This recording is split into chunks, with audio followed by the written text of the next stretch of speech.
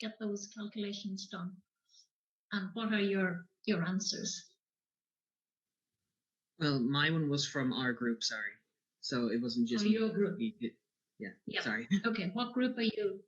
Group? We were, are we group 1? Sorry, I'm trying to remember which group I'm sorry. I know everyone in the group, but I'm just... Okay, so we have group 3 in. So anything from the other 2 groups? I submitted one on Brightspace for our group as well this morning. Yeah, so was that later on this morning? I didn't get a chance. So Emma, can you tell me what your scores? What group number are you? I think we're group 1. Okay. Not sure. So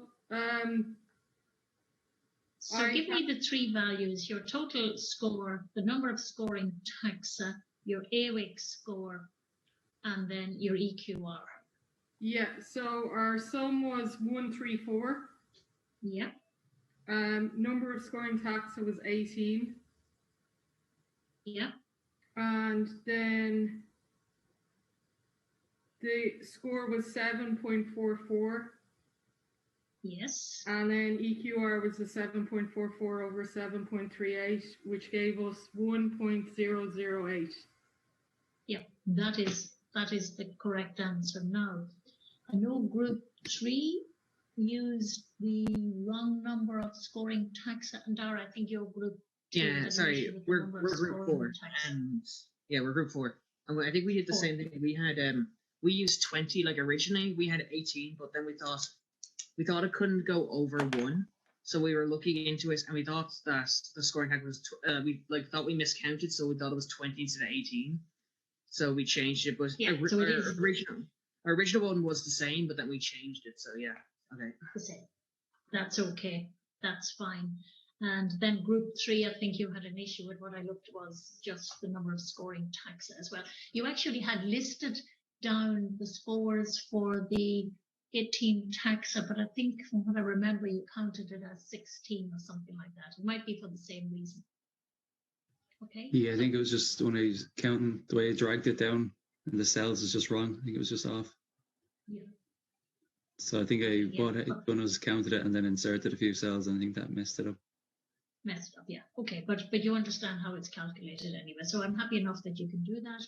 So if you go back then and do an AWIC score for our 3 sites, I sent you back the Excel spreadsheet with the issues marked in red. So you can adjust those, add in the AWIC scores, and then upload them, and we have those then. And I'll just do a double check that everybody's working with the same data set before you start writing your reports. And then when we meet next week, I'll talk about the structure of the report, and then you can get off to write it. Okay, so I'm just going to share that one.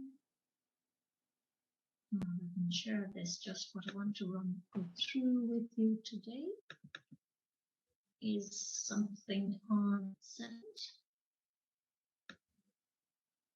Back to the beginning.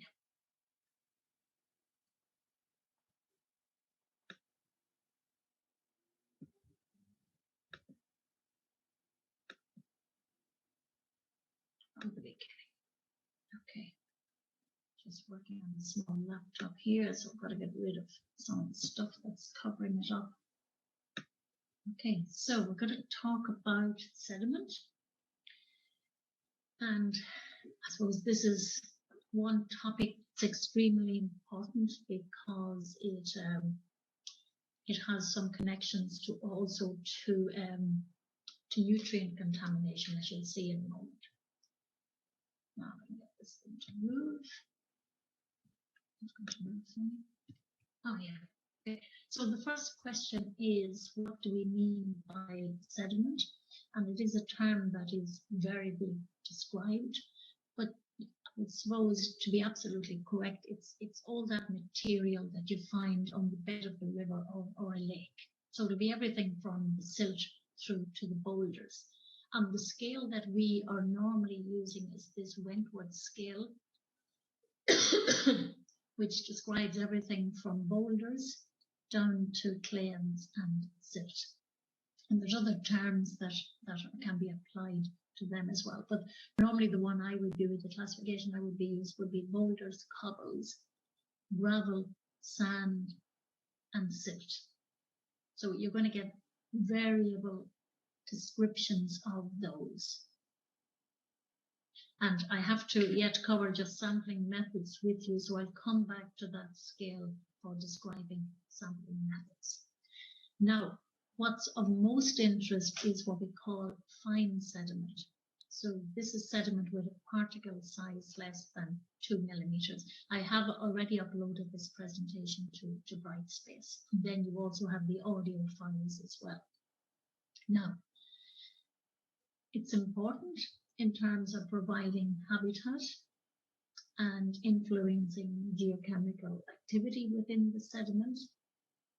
And it contains organic matter, which is a source of food for some invertebrates, but it can also be a pollutant. So, and in fact, carry contaminants. So a physical pollutant in itself, but also a pollutant in terms of carrying contaminants like heavy metals, pesticides, and so on. So the issue here will always be deciding, well, what is too much? When does it become a pollutant as opposed to an essential component of aquatic systems? Okay. Now, your typical catchment is going to have a whole lot of different sources of fine sediment, ranging from the headlands right down to the lowland reaches, and there's a whole range of them described there, but we'll be coming back to those in a moment. And the size of the sediment fraction will also vary through the length of that river system. So we have to think about the natural processes or the natural sources before we look at anthropogenic sources. So bank erosion is a key natural source of sediment, and there are natural processes associated with the bank that yields that sediment, and they're grouped into those three types there. So we'll just look at those in a moment. So subaerial processes, so in other words, taking place within the bank. Then there's fluvial entrainment, so that's how the water is going to remove sediment, and then there's mass failure. So looking at the subaerial processes, first of all, so those are controlled by, for example, ice growth, which breaks up the soil, desiccation, which has the same effect, so that's the drying and wetting of the soil, and then the movement of water through the soil in the river bank, as well as the impact of raindrops on sort of bare or poorly vegetated river banks. So those are all natural processes, but they can be exacerbated by anthropogenic activity, so overgrazing of riparian zones, for example. Then there is mass failure, and this occurs where the riverbank is made up of varying composition. So often you can have the underside or you can have undercutting of the riverbank, and eventually the top piece falls off into the river. Then fluvial entrainment is the direct removal of sediment from the riverbank as well as the riverbed. And that's determined obviously by the strength of the river flow and the composition of the riverbank. And it will vary with that flow.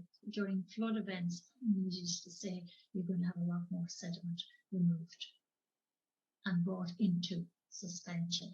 And that brings us then to think about how sediment is moved in a river and where sediment ends up. So the two forms of sediment that we normally think about is suspended sediment and deposited sediment. So suspended sediment is sediment that is up in the water column, and it usually consists of the finer particles, so generally the silt material, sometimes sand, depending on the strength of the flow.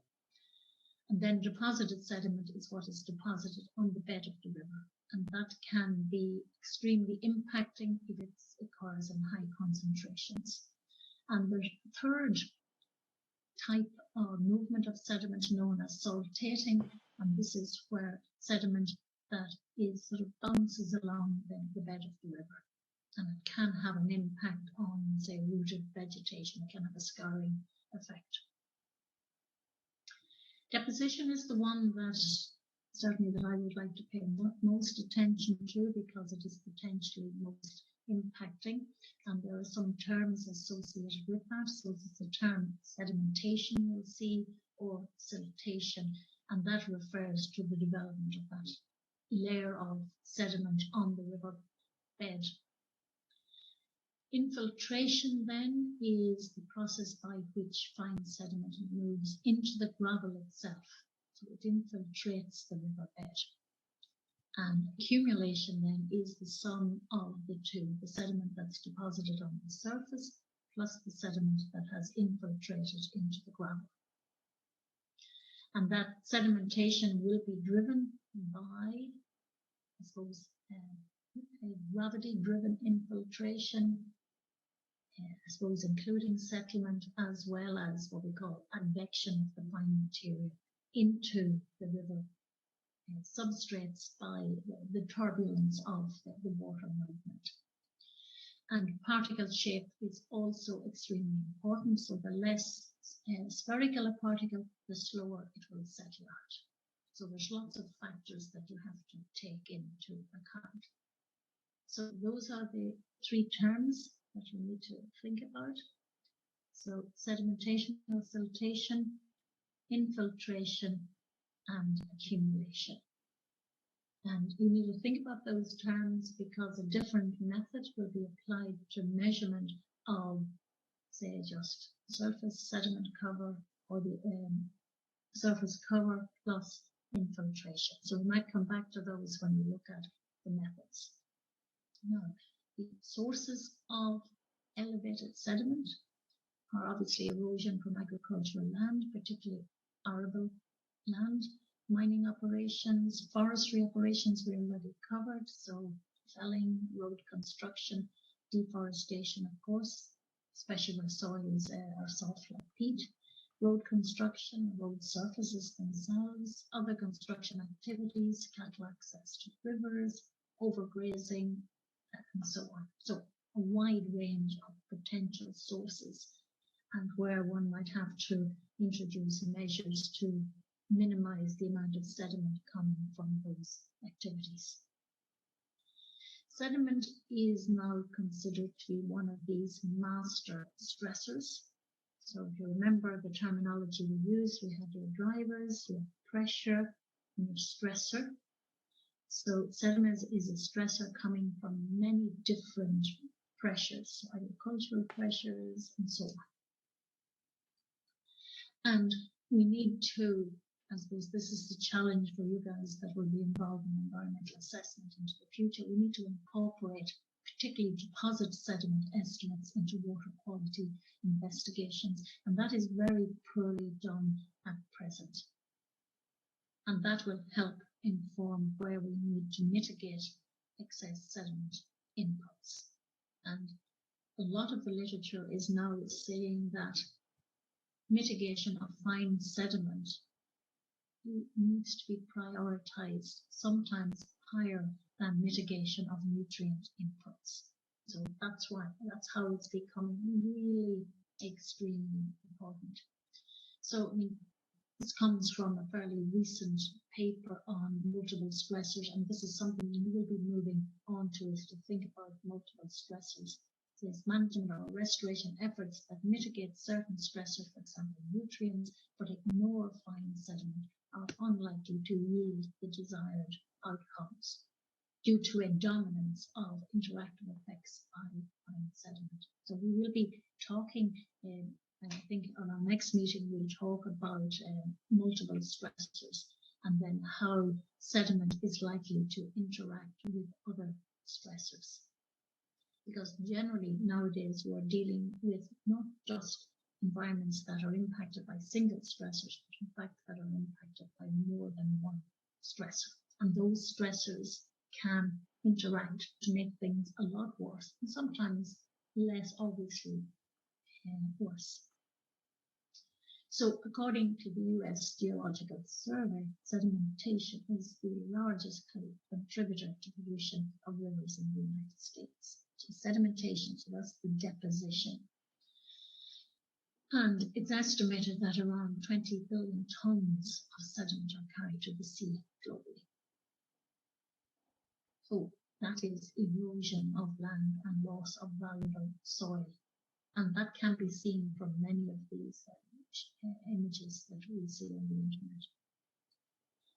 Now, in contrary to that, there are some rivers that are impacted by sediment starvation, and that is due to the construction of dams and the trapping of sediment behind those dams. So you get a significant reduction in sediment load. Remember, some sediment is needed, and particularly some fine sediment is needed. It's the excess that causes the problem. So some of these rivers can be impacted by this sediment starvation. But generally across most rivers, there has been an increase in the amount of sediment transported to the sea. Quite a significant increase. In addition to that, as I mentioned, a lot of pollutants are associated with sediment. So in fact, up to 90% of pollutants in surface waters can be associated with sediment. So if sediment comes in, you're likely to be bringing in other pollutants. You're likely to be creating that multi-stressor environment. And there are different mechanisms by those pollutants sediment, and some of them are summarized here. So they can be absorbed or precipitated in their compounds on the surface of the sediment. So those that are adsorbed are more readily released from the sediment in the water and are potentially then toxic, whereas those that are absorbed into the structure of the sediment are less likely to be released. So this is something you have to think about when you're looking at other contaminants that are associated with sediment, and quite a lot of them just are on the surface and are readily released into surface waters. Okay, there you can read in your own time is just a list of some of the pollutants that are associated with sediments and the sources of those and their environmental impacts. So wide range of metals, nutrients, of course, organic compounds, antibiotics, steroids, microbes, and so on. What is the effect of excess sediment?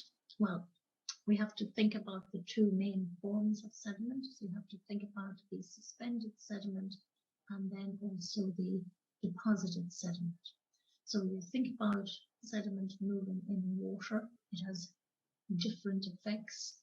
It can affect the light, the turbidity, and therefore attenuate light, which reduces photosynthesis. That affects primary production, which feeds through to all of the higher levels. If it's some of the larger particles like sand, it can cause abrasion and scour, affecting plants, again reducing photosynthesis, but also damage some of the more delicate structures on invertebrates, or have an effect on fish, for example. And then deposited sediment. So you're dealing principally with the smothering effect.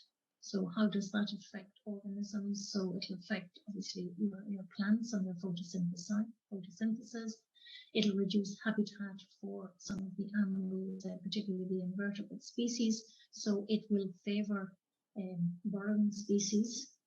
Then infiltration affects, for example, the amount of oxygen in the water. That impacts burrowing species. It'll affect say salmonids that deposit their eggs in gravel nests. Overall, the major effect of deposited sediment is reduction in what we call habitat heterogeneity. So it tends to just favour the organisms that can tolerate a sedimented environment. So obviously you could develop a diagram like that separately for invertebrates, for fish, and for plants. But that is sort of summarising the key effects. Now, the bit that's important is how do we actually measure sediment inputs? So, I mean, one thing that's useful to measure, but takes a lot of effort, is actual sediment load. So that is the amount of sediment that is inputted to a river system, and that requires measurement of the water discharge as well as the amount of sediment that is carried in the water. So this is useful for measuring suspended sediment loads. So generally what it involves is taking flow measurements and then capturing water samples at different points through those flow characteristics and measuring the amount of sediment in the water samples. So you have to carry out an analysis of suspended solids. That involves taking a water sample, filtering out the sediment, measuring the amount of sediment, and then relating it to the volume of water. In lakes, turbidity can be measured using the Secchi disc. So this is a disc with a pattern on it, usually red and white or black and white, and then it's lowered until you can no longer see the disc, and then you have a measure of the amount, how well light penetrates to a depth. But now we have various turbidity meters that can measure and that are a surrogate for suspended solids. And they're based on principle that the particles scatter light or absorb light. So you have a measure of how well light is absorbed by the conditions in the river. However, you have to take your turbidity measurements and relate them to actual suspended solid concentration. So the value of turbidity can be quite meaningless unless you know how much suspended sediment that actually represents. So generally what you have to do is establish a relationship between your turbidity measurements and the suspended solids. And that can be, and in many cases, is a linear relationship. If you have a measurement of turbidity, then you can convert that into a suspended solid concentration. The reason you would do that is that the standards for suspended solids or for suspended sediment are based on suspended solid concentrations. And generally, the threshold, as I mentioned later, is 25 milligrams per liter. So you wouldn't want, so if you were getting turbidity, in this case, turbidity readings that are high in this region, then you would be exceeding that threshold. Okay. Now, these are some of the relationships that we established for the Slaney River on the East Coast. And what you can see here is the relationships that we've established on different dates. So again, we measured turbidity in situ, that was being measured automatically, and we collected water samples and measured the amount of suspended solids in it. And you can see for quite a number of those dates, there was a similar relationship there. So a nice, relatively linear relationship.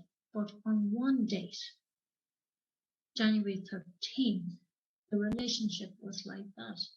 So it didn't fit in with the pattern for these other dates. And the reason this is that on this date here, we were dealing with a large flood event where most of the sediment that was carried was in fact sand. So the relationship was quite different from here, where it was a lot more fine sediment.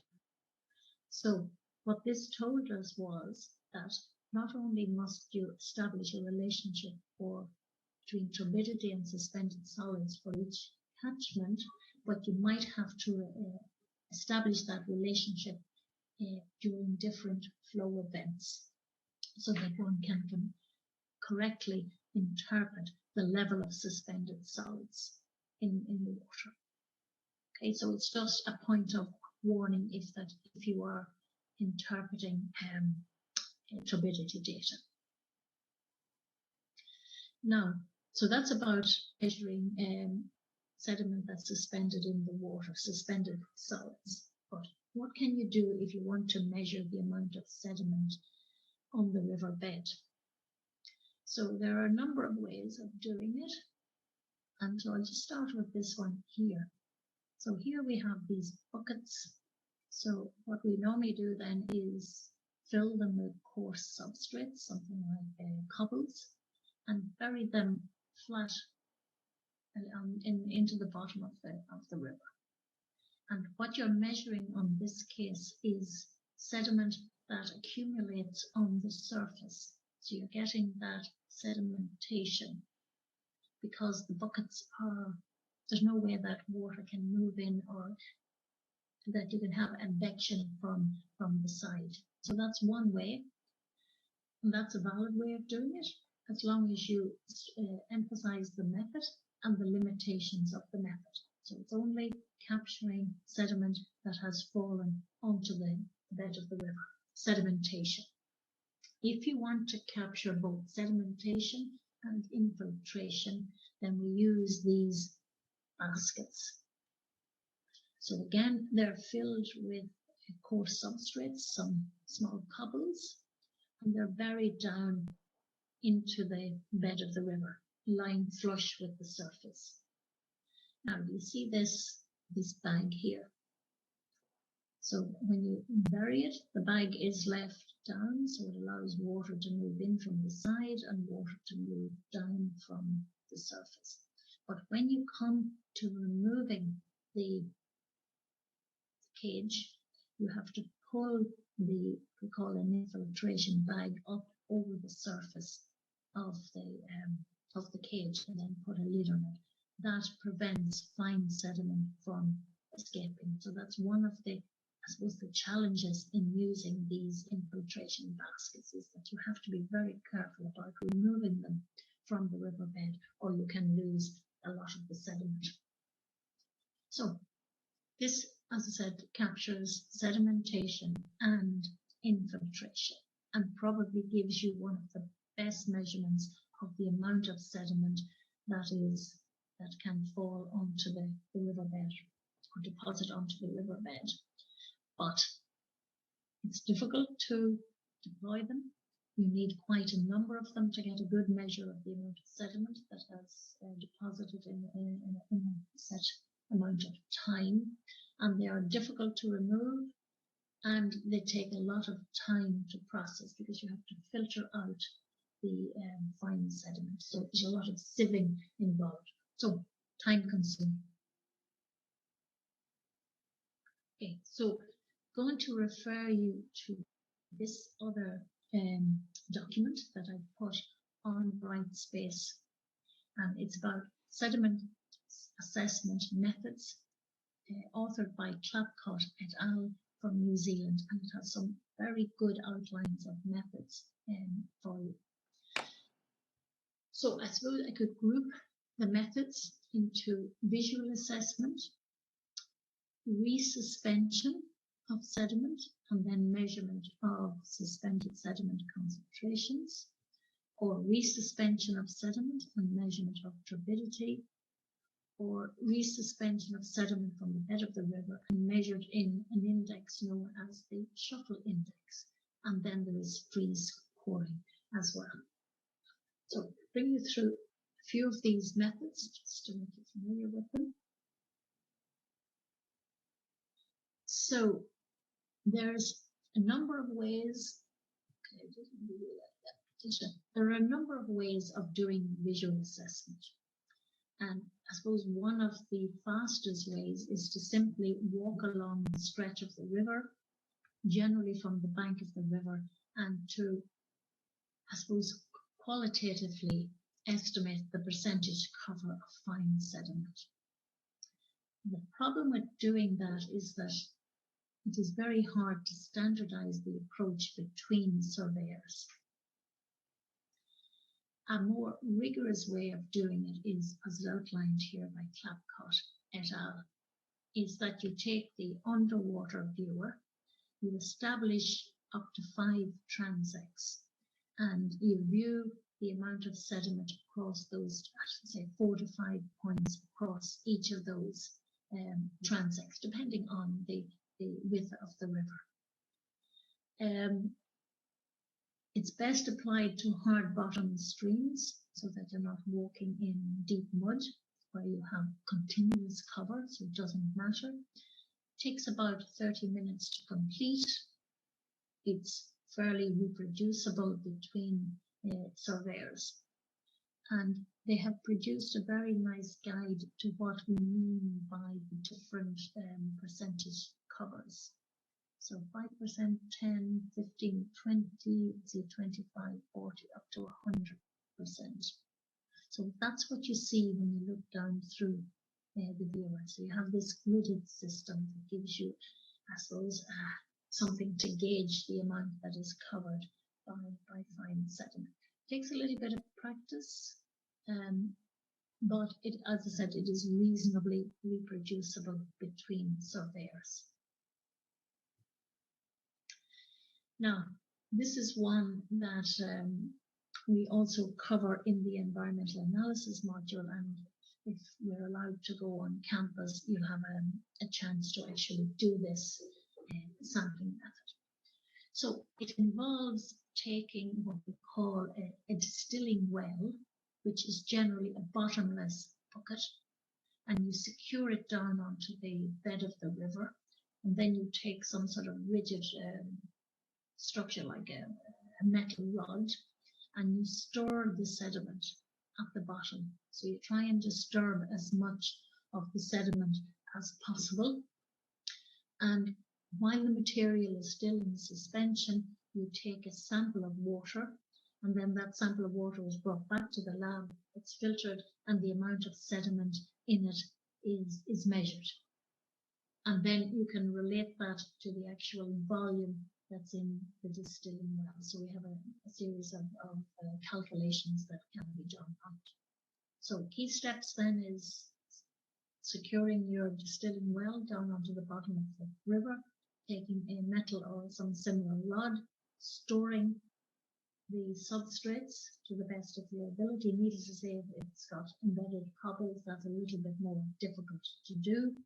Grabbing a sample of water, usually 500 mils to a litre of water, depending on the depth in your distilling well, and measuring the amount of sediment contained in that water sample. And then undertaking these calculations here to estimate the amount of sediment in that particular area. And that's known as the resuspendable sediment method. The advantage is that it is quantitative, it's very reproducible. The disadvantage is that you have the laboratory work following your collection of your sample. And it works best in streams that have small substrates, so small cobbles, for example. Okay. Now, this is another one that has been trialed in Ireland, and this is known as the Shuffle Index.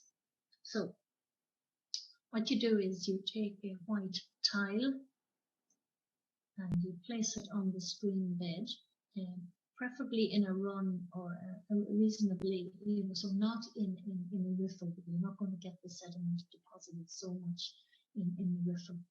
And then you stand about 3 meters upstream of the tile, and you disturb the stream bed by moving your feet, in other words, kicking the substrate for the recommended, as you see down here, for about 5 seconds. And then you allocate a score depending on how visible the tile is. So obviously, if you have a lot of sediment, the tile will not be visible. I don't know whether I've taken, no, I didn't take some of the images. Oh yeah, here. So So if the plume doesn't disturb the make the tile invisible, you give it a score of 1. If plume briefly, it's a score of 2, partially, down to totally obscuring the tile. Disadvantage is that you don't have any quantitative measure. You have a qualitative measure that can be compared between streams. But I think with all of these methods, you have to have some indication of what is the natural level of deposition. Remember, what you're trying to do is measure the amount of excess or whether or not you're dealing with elevated sediment. So you have to go to what we call reference rivers and determine the scores. If you're dealing with the shuffle index, that would be typical of those reference rivers. Or if you're dealing with the resuspended, then you need values that correspond to reference rivers. Now, that hasn't been done in Ireland, but there is a useful page in this document here, in this Clapcott et al. That's a reasonable reference that we should use. So they're giving here a reference value for suspended sediment. I think this is the value that I would generally use, that, you know, to protect aquatic life, we should be aiming for fine sediment cover of less than 20%. Or, and this is why I mentioned reference conditions, or within 10% cover of the reference condition. So if we don't have reference conditions, we aim for a value around less than 20%. Otherwise, we look at a deviation from reference conditions. Resuspendable sediment. So this is the method using the storing well or the distilling well. So that's known as the Quirrell method as well. They're suggesting that the value that you derive should be less than 450 grams per meter squared. Okay. So this is for general biodiversity. Then they're a bit more specific for salmonids, but generally the values are within the same range. I can't see what's down at the bottom of that. Do they give me a value for? Just rerun it again. Yes, your pebble count. It's going to escape again. I can't see the value for the resuspendable method. Whether it's any different. Yeah, no, I don't have it. I think it's similar to the one that's shown up there. Okay, so I'm recommending that you have a look at Clapcott et al. I've only taken some of the material from it. When it comes to sediment, we're going to be looking at sediment in a multi-stressor environment. And what you'll see on the next presentation that I'm going to upload to Brightspace that deals with multiple stressors is that we're going to have to adopt a multi-stressor perspective when investigating impacts on freshwater systems. And identifying and mitigating elevated sediment will generally be recommended as a priority. But we're also going to have to look at how we use existing data or acquire knowledge on the relative importance of different stressors. So if you have a multiple stressor environment, there's some stressors that are going to have a greater impact than others. And where possible, we aim to identify a stressor hierarchy and whether or not there are dominating stressors. And that sort of knowledge is required before we can find and target the most effective measures. So I put this slide in deliberately because it sort of serves as an introduction to the presentation on multiple stressors. In fact, it's the concluding comments on the presentation on multiple stressors, but it's often useful to go to those concluding comments before you start reading or listening to the presentation on multiple stressors.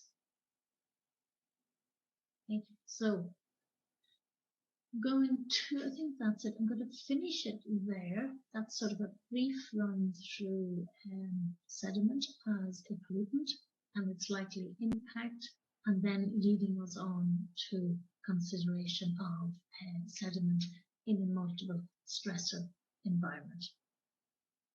And sort of emphasizing this here, depending on the type of assessment, end of trimester assessment, whether it be a traditional exam or an essay type assessment, that hasn't been decided as yet because we haven't been told how we are to run the exams as yet.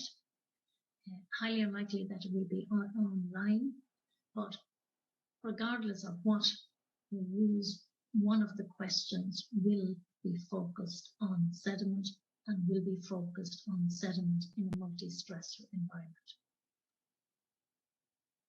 So it is important now that you pay attention and give some time to going through the presentations that are dealing with sediment, and the one that I'm going to upload that deals with multiple stressors. Okay, has anybody got any questions? So we don't meet again, I think, until next Monday. I'm not going to set any particular tasks for you apart from taking time to go through the presentations on sediment that are on Brightspace and the one that I'm going to upload on multiple stressors. And then I'll go through those on Monday, and we may try an exercise in class on multiple stressors just to test your understanding of some of the terms that are related to that. And there will be quite a lot of reading in relation to multiple stressors, but I'll provide that in Brightspace for you, and that'll save you a little bit of time. Louise, you have a question. Oh no, I had a question. Oh, no. Yeah. The AWIC for the 3 streams, when do you want that by? Is that Monday as well? It's probably best if you do it immediately. I don't need it immediately, but it would be good if I could check through that all of the calculations are now correct, because on Monday, apart from dealing with multiple stressors, I'll just go through the structure of the report and then make sure that everybody has the full set of data. Okay, great. So yeah, in time for you to check for Monday. That would be very useful for me. Okay. And we're Group 2 sent you ours. Group 2 sent you ours this morning as well, so I don't think you saw it, but we got the same as Emma, so I think we get it. Yes, we're okay. You got the same. That's fine. Yeah. Just okay. At least I have it on record. So if you try then calculations on the 3 sites, we'll compare the calculations on Monday. I'll see if you're all getting the same information. Okay, thanks. Yeah, that should be okay. Right, anybody else have any questions?